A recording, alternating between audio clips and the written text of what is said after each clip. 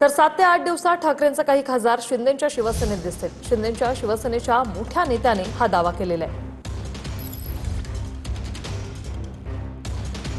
शिंदेच्या शिवसेनेच्या मोठ्या नेत्याकडून हा दावा करण्यात आलेला आहे. 7 ते 8 दिवसात ठाकरेंचे काही खासदार शिंदेच्या शिवसेनेत दिसतील असा दावा करण्यात आलेला आहे. शिंदेच्या शिवसेनेच्या एका मोठ्या नेत्याने हा दावा केलेला आहे. एकीकडे ऑपरेशन टायगरची चर्चा सुरू असताना आता पुढच्या 7 ते 8 दिवसात ठाकरेंचे काही खासदार शिंदेच्या शिवसेनेत दिसतील असा दावा करण्यात आलेला आहे.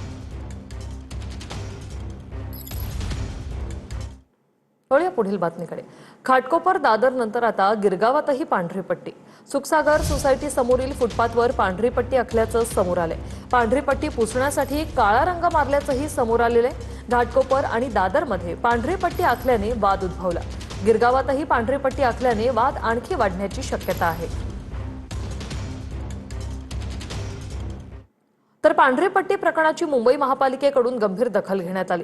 कारवाई तसंच गस्त वाढवण्यासाठी पालिकेचं पोलिसांना पत्र.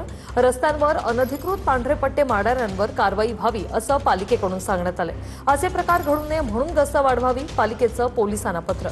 तर पांढरी पट्टीसाठी कोणतीही परवानगी दिलेली नाही, पालिकेकडून हे स्पष्ट करण्यात आलंय. कोणत्याही समाजाला एकमेकांसमोर उभं करू नका असं फडणवीस म्हणतात. दोन्ही समाजांनी एकमेकांचा आदर केला पाहिजे असंही वक्तव्य फडणवीसांनी केलंय. पांढऱ्या पट्टीच्या वादावर मुख्यमंत्री फडणवीसांची प्रतिक्रिया. मीही कुठल्याही समाजाला एकमेकांसमोर उभं करणं हे योग्य नाही. समाजात तेढ निर्माण करणं हे देखील योग्य नाही.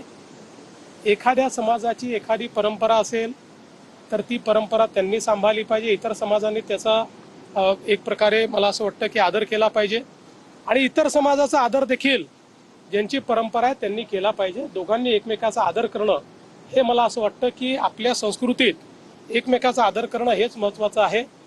विनाकारण प्रत्येक गोष्टीला वादामध्ये नेऊन त्याच्यामध्ये राजकारण ओतणं याने कधीच फायदा होत नाही, त्यांनी मतं देखील मिळत नाही.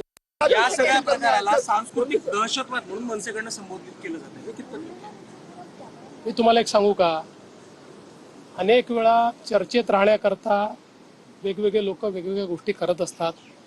त्या प्रत्येक गोष्टीला मुख्यमंत्री म्हणून मी बोललंच पाहिजे, प्रतिक्रिया दिलीच पाहिजे असं मला